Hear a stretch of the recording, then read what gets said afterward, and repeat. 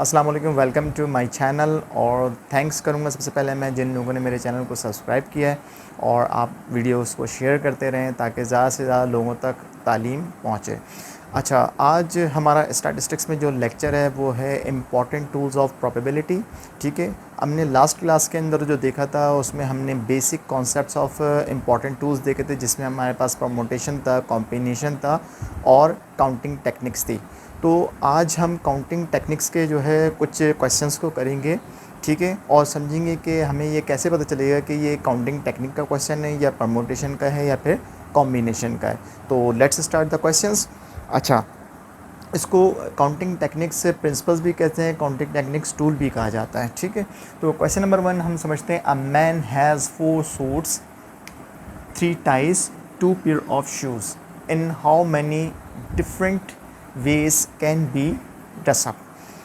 एक मैन है, यानी कि एक आदमी है जिसके पास जो है वो 4 सूट्स हैं, 3 टाइज़ हैं और 2 पेयर ऑफ शूज़ हैं। ठीक है, तो अब वो ये पूछ रहा है कि वो उसको कितने तरीके से पहन सकता है। अब देखें, आपको कैसे पता चलेगा कि ये काउंटिंग टेक्निक्स का क्वेश्चन है, मैं आपको समझाता हूँ। देखिए, इसमें वो ये नहीं कह रहा कि आपने इसको अरेंज करके पहनना है कि पहले आपने जो है वो सूट पहनना है, फिर उसके बाद टाइस पहननी है, दैन फिर आपने शूज़ पहनने, या फिर पहले आपने सूट पहनना है, दैन फिर आपने शूज़ पहनने और फिर आखिर में आपने टाई पहननी है। तो ये अरेंजमेंट हो रही है कि पहले आपने सूट पहना, फिर शूज़ पहने और फिर टाई पहनी। तो इस अरेंजमेंट से वो आपसे नहीं बोल रहा, वो बोल रहा कि कितने तरीके से पहन सकते हैं।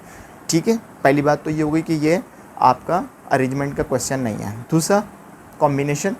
ठीक है, कॉम्बिनेशन में ये होता है कि कंबाइन करके, यानी कि परमुटेशन भी हम जिसे कहते हैं कि हमने कॉम्बिनेशन किस तरह करेंगे कि हमने शूज़ और सूट पहन लिया, ये हमारा कॉम्बिनेशन है। या फिर हमने क्या किया कि सूट और टाई पहन ली, कि ये हमने कॉम्बिनेशन बना लिया। तो वो भी नहीं मांग रहा कि किस कॉम्बिनेशन से पहनना है, तो वो सिंपल आपसे क्या बोल रहा है कि कितने तरीके से हम ये ड्रेसअप कर सकते हैं। तो ये काउंटिंग आपसे पूछ रहे हैं। तो सबसे पहले हम क्या करते हैं, काउंटिंग का हमारे पास कितने सूट्स हैं, 4 सूट्स हैं। ठीक है, नंबर ऑफ़ टाइस कितनी हैं, 3 हैं, और पेयर ऑफ शूज़ कितने हैं, 2 हैं। ठीक है, आपने यहाँ पे लिख लेना है। मेरे पास थोड़ी सी स्पेस का इशू है, इसलिए मैं नहीं लिख पा रहा हूँ। ठीक है, टाइज़ आपके पास 3 आ गई और शूज़ आपके पास जो है वो आ गए 2। तो मल्टीप्लाई कर लें, 4 3 ज़ा 12 एंड 12 2 ज़ा 24। ठीक है, तो कितने वेज से पहन सकता है वो, 24 वेज से, 24 तरीके से वो ड्रेसअप हो सकता है। क्लियर हो गई। अच्छा, सेकंड क्वेश्चन जो हम पढ़ने जा रहे हैं, हमने जब बेसिक कॉन्सेप्ट्स पढ़े थे तो उसमें हमने ये भी समझा था कि कुछ चीज़ों में रिपीटेशन अलाउ होती है और कुछ चीज़ों में रिपीटेशन अलाउ नहीं होती।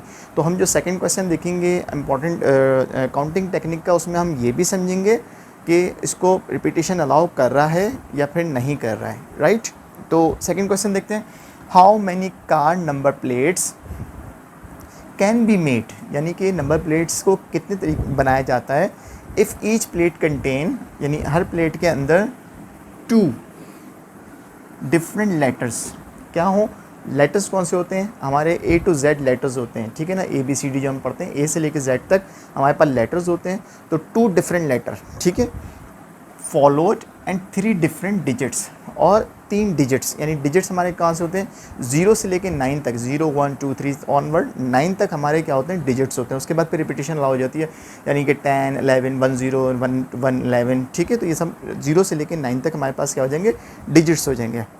अब हमने इसके अंदर ये बात तो क्लियर हो गई कि कितने तरीके से, कितने डिफरेंट तरीके से हम इसको बना सकते हैं। अब इसमें समझना यह है कि हम इसमें रिपीटेशन अलाउ कर भी रहे हैं या रिपीटेशन अलाउ नहीं है।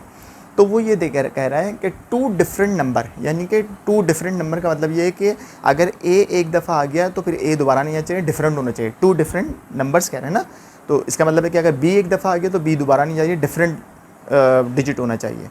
राइट, तो इसका मतलब है यहाँ पे क्या कर रहा है, रिपीटेशन अलाउ नहीं कर रहा।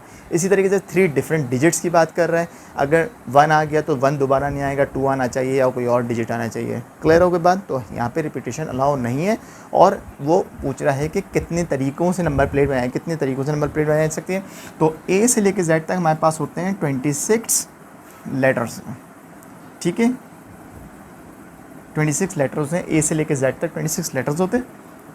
और हमारे पास डिजिट कितने होते हैं? डिजिट हमारे पास होते हैं 0 से लेके 9 तक, यानी डिजिट हमारे पास हो गए 10। ओके, लेटर्स हमारे पास हो गए 26 और डिजिट्स हमारे पास हो गए 10। तो कितने वो यूज़ कर रहे हैं लेटर्स को? 2 लेटर्स, यानी कि 26 लेटर्स। अब फॉर एग्जांपल हमने इसमें ए यूज़ कर लिया, तो अब ए यूज़ नहीं कर सकते, तो पीछे कितने रह गए? 25। तो 26 मल्टीप्लाई बाय 25। ठीक है, क्लियर हो गई बात? तो ये आपका आ जाएगा 650।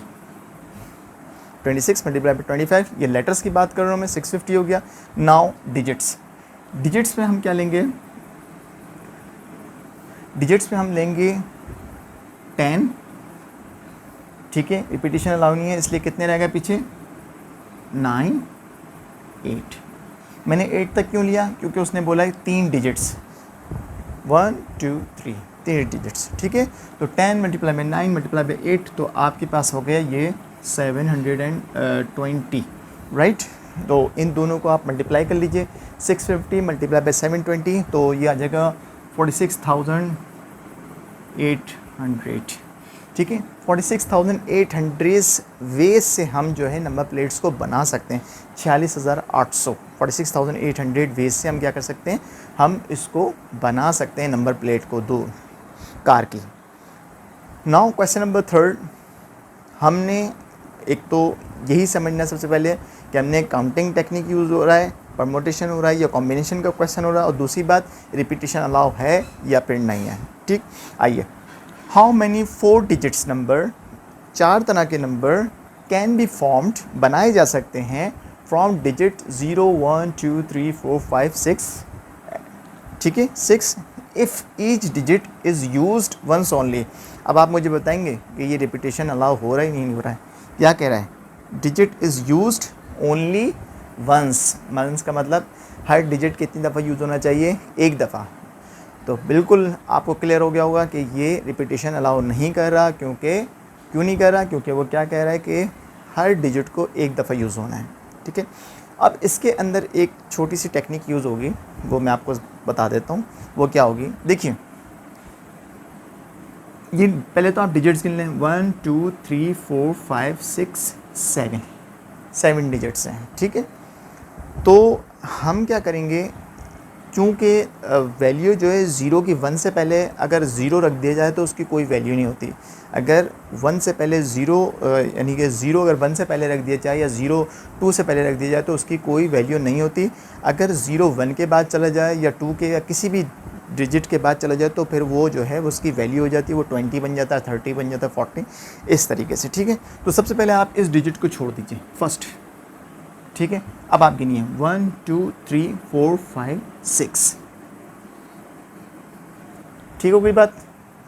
अब आपके पास, आपने फॉर एग्जांपल मैंने यहाँ पे एक 1 ले लिया, अब रिपीटेशन अलाउ नहीं है तो अब हम इसको यूज़ नहीं करेंगे। 2 3 4 5 6 और ये 0, यानी ये 1 के बाद क्या चला गया? 0 चला गया, इसलिए अब हम 0 को भी काउंट करेंगे। तो 1 2 3 4 5 6 अगेन 6। समझ आई बात? 2 डिजिट यूज़ हो गया, अब पीछे कितने रह गए? 5। ठीक है, उसके बाद 4।